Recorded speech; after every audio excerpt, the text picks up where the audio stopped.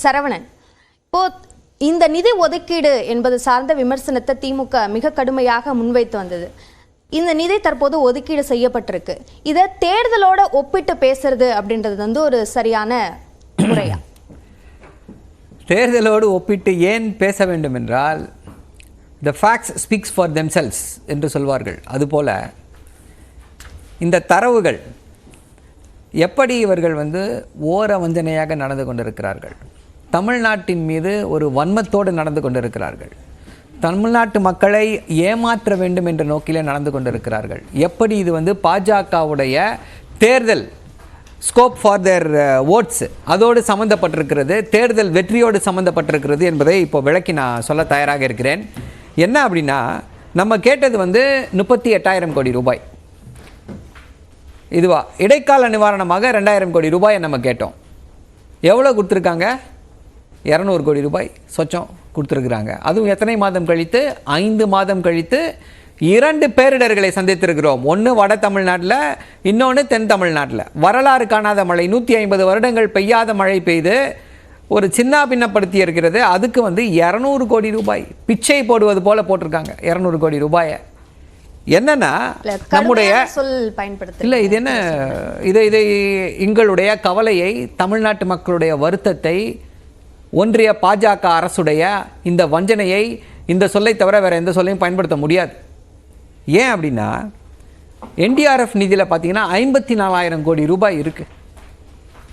அதில் நம்ம 38,000 கோடி ரூபாய் கேட்டிருக்கோம். 38,000 கோடி ரூபாய் கொடுக்கல அப்படின்னா கொஞ்சமாவது அள்ளி கொடுக்க வேண்டாம், கிள்ளியாவது கொடுக்கணும்ல.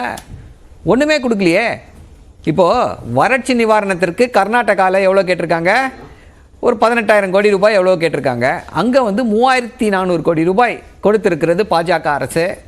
வறட்சி நிவாரணம், வெள்ள நிவாரணம். இங்கே பாதிக்கப்பட்டு வீடு இல்லாமல், வீடுகள் அடித்து செல்லப்பட்டு, கால்நடைகள் அடித்து செல்லப்பட்டு, வாழ்வாதாரம் பாதிக்கப்பட்டு எவ்வளோ கொடுத்துருக்காங்க? 200 கோடி ரூபாய் கொடுத்துருக்காங்க. கர்நாடகாவிற்கும் தமிழ்நாட்டிற்கும் ஏன் இந்த ஓர வஞ்சனை? ஏன்னா கர்நாடகாவில் பாஜக ஜெயிப்பதற்கான வாய்ப்பு இருக்கிறது. தமிழ்நாட்டில் பாஜக 0, ஜெயிப்பதற்கு வாய்ப்பே கிடையாது என்ற சூழ்நிலையில் இப்படி ஜெயிக்க முடியாத கட்சிக்கு, ஜெயிக்க முடியாத மாநிலத்திற்கு எதற்கு பணம் கொடுக்க வேண்டும் என்ற நோக்கிலே தான் செயல்பட்டிருக்கிறார். இல்லை என்றால் 3,400 கோடி கர்நாடகாவிற்கும் 200 கோடி தமிழ்நாட்டிற்கும் எந்த அடிப்படையில் கொடுக்குறாங்க? அவங்க கேட்டது 18,000 கோடி. ஸோ நீங்கள் பர்சன்டேஜ் வைஸ் பார்த்தீங்கன்னா கூட எங்கேயுமே ஒரு லாஜிக்கே இல்லையே. இது எதுக்குன்னா, உச்சநீதிமன்றத்தில் வழக்கு தொடுத்தாகி விட்டது. அந்த வழக்கு எங்கே அங்கே அசிங்கப்பட வேண்டுமோ, உச்சநீதிமன்றங்கள் கேள்வி கேட்குமோ என்ற பயத்தில் பாஜக சாக்கு போக்கு சொல்வதற்காக, இல்லைங்க நாங்கள் ரிலீஸ் பண்ணிட்டோங்கன்னு சொல்வதற்காக இப்படி ஒரு விஷயத்தை செய்திருக்கிறது. அதை விட இது கர்நாடகாவுக்கு இவ்வளவு தேவை, தமிழ்நாட்டு அரசுக்கு இவ்வளவு தேவை, அந்த அடிப்படையில் நிதி ஒதுக்கீடு அப்படின்னு பார்க்கணுமா, இல்ல பாரபட்சம்? இல்ல, அதுக்கு தான் நீங்க அடிப்படை கேட்டீங்க. அதுக்கு தான் நான் உங்களுக்கு தெளிவா சொல்லிட்டேன். அவங்க எவ்வளவு கேட்டாங்க, எவ்வளவு கொடுத்துருக்காங்கன்ற பர்சன்டேஜ், அதே அளவு பர்சன்டேஜ் கொடுக்க வேண்டியதானே. இங்க 18,000 கோடி கேட்டாங்க, 3,000 கோடி கொடுத்துருக்கீங்க. அப்போ எத்தனை பர்சன்டேஜ் வருது? 20% வருதா? தமிழ்நாட்டுக்கு 20% கொடுங்க. 38,000 கோடி கேட்டோம், 20% கொடுங்க, இல்ல 15% கொடுங்க. அது என்ன தூக்கி 200 கோடி ரூபாய் வச்சுக்கோன்னு சொல்லி போடுறது? சொன்னீங்க இப்போ கர்நாடகாவில் ஜெயிக்கிறதுக்கு வாய்ப்பு இருக்கு, அதனால அங்க நிதி அதிகமா கொடுத்திருக்காங்க, இங்க வாய்ப்பு இல்ல. இப்போ வாய்ப்பு இல்லாத இடத்துல தானே அதிகமான கவனம் செலுத்துறதுக்கு முயற்சிப்பாங்க. இங்க என்ன பண்ணாலும் அவர் இங்க பாருங்க, அவரு திரு நரேந்திர மோடி அவர்கள் அவர் சொத்திலிருந்து, இல்ல அவங்க பாஜகவுடைய கஜானாவிலிருந்து எத்தனை ஆயிரம் கோடிகளை இங்க தமிழ்நாட்டில் கொட்டினாலும் பாஜக 0 இடங்களை தான் ஜெயிக்கும். அவர்களுடைய சித்தாந்தம் நமக்கு ஒத்து வராது, தமிழ்நாட்டு மக்களுக்கு ஒத்து வராது.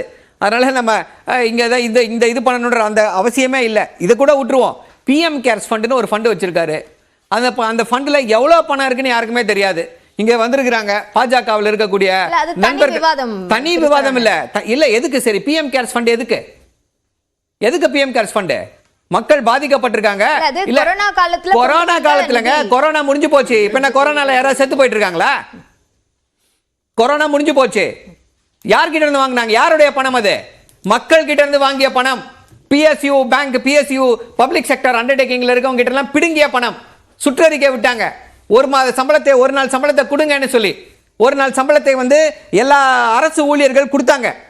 அப்படி மக்கள் கிட்ட இருந்து பிடுங்கப்பட்ட பணம். மக்கள் பணம் தானே அது. மக்கள் பாதிக்கப்படுறாங்கல்ல. சரி, தமிழ்நாட்டை கூட விட்டுருங்க. இந்தியாவில் எத்தனையோ பாதிப்புகள் ஏற்படுது. யாருக்காவது அந்த பிஎம் கேர்ஸ் ஃபண்டில் இருந்து ஒரு பைசா கொடுத்துருக்காங்களா? எதுக்கு அந்த ஃபண்டுன்னு கேட்குறோம். எத்தனை ஆயிரம் கோடிகள் இருக்கு, என்ன செய்ய போகிறீர்கள் அந்த பணத்தை? அது மக்கள் பணம். அதை வந்து நீங்க அரசு கிடையாதுன்னு சொல்லிட்டீங்க. அரசுக்கும் பிஎம் கேர்ஸ் ஃபண்டுக்கும் சம்பந்தம் கிடையாதுன்னு சொல்லிட்டீங்க. அது எவ்வளவு மிகப்பெரிய ஊழல். இப்படி இதற்காக நாங்கள் செலவு செய்வோம்னு சொல்லி ஏமாற்றி மக்களிடமிருந்து பணத்தை பறித்துவிட்டு இப்போ எல்லாரும் பாதிக்கப்படும் பொழுது, எல்லாரும் இங்கே வந்து அல்லல் படும் பொழுது நான் 5 பைசாவை கொடுக்க மாட்டேன் என்று சொல்வதை எப்படி ஏற்றுக்கொள்ள முடியும்? ஓகே, இந்த கேள்வி எழுப்பியிருக்கீங்க, அதை அவர்கிட்ட முன்வைக்கலாம். திரு சூரியநாராயணன், இப்போ இந்த தமிழ்நாட்டுக்கு அள்ளி கொடுக்கலனாலும் கிள்ளியாவது கொடுத்திருக்கலாம் அப்படின்னு சொல்றாரு. இது ஒரு ஓரவஞ்சனை, பாரபட்சமான செயல்பாடு என்ற குற்றச்சாட்டை அவர் முன்வைக்கிறார். உங்களோட பதில்? முதலில் நியூஸ் 8 இளைஞர்களுக்கு வணக்கம். அதாவது இந்த ஃப்ளட்டு, வெள்ள நிவாரணம் இதெல்லாம் எப்பொழுதுமே திமுக அரசியல் செய்யும். ஏன்னா இப்போ வந்து பாஜக வந்து இப்போ என்னுடைய சகோதரரை நான் பாராட்டுறேன். அது வந்து ஜெயிக்காதனார், இதுக்கு முன்னாடி நோட்டா கட்சின்னு சொல்லியிருந்தவர் இப்போ ஜெயிக்காதுன்னு சொல்றார். அதுவே பாஜக வளர்ச்சி தான். நோட்டா இருக்கும் போதே பாஜக அரசியல் செய்றாங்கன்னு தொடங்குறீங்க, தொடக்கத்திலே அதை சொல்றீங்க. இப்போ எவ்வளவு நிதி கேட்கப்பட்டது, எவ்வளவு கொடுக்கப்பட்டது தொடங்கல. இது வந்து ஏதோ மோடியோ பிஜேபியோ அப்படி கொடுக்கறது இல்லை. ஃபைனான்ஸ் கமிஷன் அவங்களுடைய ஒரு குழு கொடுக்கிற அட்வைஸ் படி கொடுக்கறாங்க. இல்ல நான் ஒரு நிமிஷம் பேசுறேன் கோச்சு. கொடுக்கிறது இருக்கு. இதுல அப்ப நாங்க கொடுக்கிறோம் அப்படினு எந்த அடிப்படையில சொல்லப்படுது? நிதி ஒதுக்கீடு நாங்க கொடுத்தோம் அப்படினு எந்த அடிப்படையில சொல்லப்படுது? இல்லைங்க, அதாவது முதல்ல நீங்க ஒண்ணே புரிஞ்சுக்கணும். அதாவது 680 கோடி ரூபாய் பேரிடருக்காக கொடுக்கப்பட்டது, புரியுதுங்களா? அதில் பேலன்ஸ் இதெல்லாம் வச்சு இப்போ 275 கோடி கொடுக்குறாங்க. 275 கோடி 250.45 கோடி கொடுக்குறாங்க. அதாவது இதே சென்னைக்கு அந்த கால்வாய் எல்லாமே கட்டுறதுக்காக 4,480 crores கொடுத்தாங்க. அப்ப என்ன சொன்னாங்க?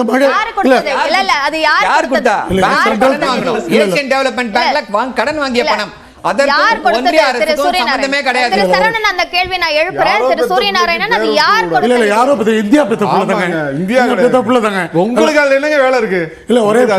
இவங்க வந்து ஒரு உதாரணத்தை சொல்ற கேளுங்க, ஒரே நிமிஷம்.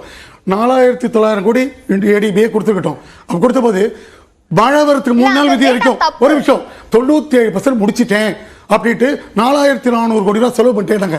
மழை வந்த அப்புறம் 45%. அப்ப 2,500 கோடி ரூபாய் யாரு சாப்பிட்டா? இல்ல நான் கேட்ட கேள்வி மத்திய அரசு ஏன் நிதி ஒதுக்கலன்னு. நிறைய விவாதிச்சிருக்கோம். நானே பேசுறேன். அந்த 2,500 கோடி ரூபாயை சாப்பிட்டவங்கள உங்க ஈடியை சொல்லி அரெஸ்ட் பண்ணி ஜெயில போடுங்க. உடனே ஜெயில போடுங்க. இல்லங்க, நான் கேக்குறேன். போடுங்க சார், ஜெயில போடுங்கன்ற. கம்ப்ளைன்ட் கொடுங்க, கேட்காதீங்க. போய் கம்ப்ளைன்ட் கொடுங்க, அரெஸ்ட் பண்ணி ஜெயில போடுங்க. இல்லங்க, அதெல்லாம் நடக்கும், நிச்சயமா நடக்கும். இப்போ வந்து இப்ப தமிழ்நாட்டோட 3 மடங்கு மேல பெருசு உத்தரப்பிரதேஷ். அதுக்கு 450 கோடி தான் கொடுத்திருக்காங்க. அப்ப உத்தரப்பிரதேஷ்ல இல்ல வண்டோம் கிடையாது. ஒரு நிமிஷம் நான் சொல்றேன். இன்னைக்கு ஒதுக்கிறதா சொல்றேன். நிதி கொடுத்திருக்காங்க. கர்நாடகாவுக்கு 6ல ஒரு பங்கு, தமிழ்நாட்டுக்கு 10ல ஒரு பங்கு. ஏன் இந்த ஒரு இன்னைக்கு ஒதுக்கிறதுல இல்ல, என் கேள்வியை முதல்ல வாங்கிட்டு அதற்கான பதில் சொன்னீங்கன்னா நல்லா இருக்கும். சொல்லுங்க. இன்னைக்கு 2 மாநிலத்திற்கு நிதி ஒதுக்கி இருக்காங்க. கர்நாடகாவுக்கு கேட்ட நிதியில 6ல ஒரு பங்கு, தமிழ்நாட்டுக்கு 10ல ஒரு பங்கு. இந்த ரெண்டுத்திற்குமான வித்தியாசம் சரி, மற்ற மாநிலங்களுக்கு கூட ஒதுக்கப்பட்டிருக்கு. இந்த வித்தியாசம், இந்த 2 மாநிலத்திற்கான வித்தியாசம் ஏன்னு சொல்லுங்க. அது வறட்சி நிவாரண நிதி, இது வெள்ளத்தினால் பாதிக்கப்பட்டதுக்கான நிதி, புரியுதுங்களா? கர்நாடகா முழுக்க ஒரு நிமிஷம், கர்நாடகால நார்த் கனடா டிஸ்ட்ரிக்ட், மைசூர், எல்லா இடத்துலயுமே விவசாயம் தான். விவசாயத்தில் அதிகம் பாதிக்கப்பட்டது, புரியுதுங்களா? அப்ப விவசாயிகளுக்கு கொடுக்கணுங்கிறது வறட்சி, சுத்தமா தண்ணி கிடையாது. அதனால தமிழ்நாடு அஃபெக்ட் ஆகுது, புரியுதுங்களா? ஆனா தமிழ்நாட்டுக்கு இதுக்கு முன்னாடி வந்த புயலுக்கெல்லாம் திமுகவுடைய அமைச்சரவை காங்கிரஸ் வச்சிருப்போது 40 கோடி 120 கோடி அப்படிதான் கொடுத்தாங்க. ஆனா இவங்க வந்து எடுத்தோலையே 683 கோடி கொடுத்தாங்க. இப்ப இது கூட, அதாவது பேரிடர் நிவாரண நிதியிலிருந்து 257 கொடுத்தேன்னு சொல்லுவது தவறு. more than 900 crores கொடுத்திருக்காங்க, புரியுதுங்களா?